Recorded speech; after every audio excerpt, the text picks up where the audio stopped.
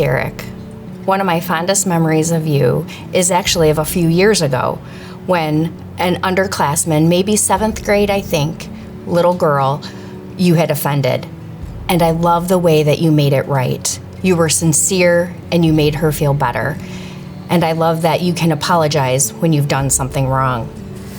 My other favorite memory is when we were chalking the parking lot when the school was shut down at the beginning of this whole COVID mess. You came out and you encouraged your classmates by helping me put chalk in the parking lot.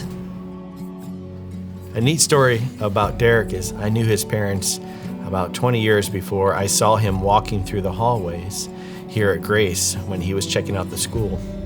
And when I found out he was coming here, I thought, what a neat connection. And I've really enjoyed getting to know Derek. I enjoyed watching him play basketball, but more than that, I enjoyed seeing him ask some really heartfelt questions in class, in our theology class. And one memory I have of him in particular is recently we went and helped Operation Christmas Child at the packing processing facility up in Chicago. I watched Derek work his whole time with his whole heart. I saw Derek work in a way that reflected his integrity and reflected his view of who Christ is, because he knew everything he did there was going to make a difference as he packed those boxes. He didn't even want to take a break. And I saw a kid who cared for people that day.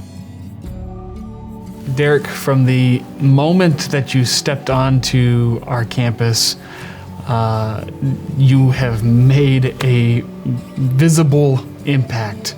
Now, it's not terribly hard when you are as tall as you are. Everybody just notices. But Derek, there's something special about you. If you've never met Derek before, the first thing that you're going to hear is, yes, ma'am, yes, sir, and the epitome of the Southern gentleman etiquette and politeness. And it's just as impressive. Derek, at his core, has a servant's heart, and it comes out consistently, where he is willing to help others to no end. Derek, I want to challenge you that at your core, God has created you this way. And if you also know Derek, sometimes you're easily distracted away from these core elements. And so I want to leave you with this challenge, Derek. In Philippians chapter 2 and following, Paul says, do nothing from rivalry or conceit, but in humility.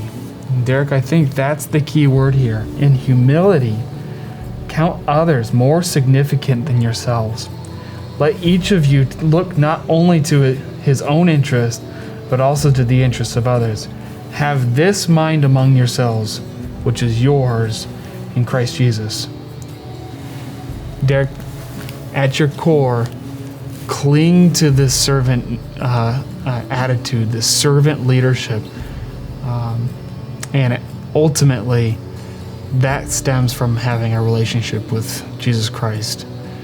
And Derek, that's my hope and my prayer for you as you leave and take the next steps after high school. Derek, I'm so glad you came to our school and I got to coach you. You're one of the most coachable kids I know. You're just always willing to try anything new and work hard at it. And I also see a quiet strength in you. I want to share a verse with you. God has not given you a spirit of fear, but of love and of truth and of a sound mind. I know God can use you to do great things.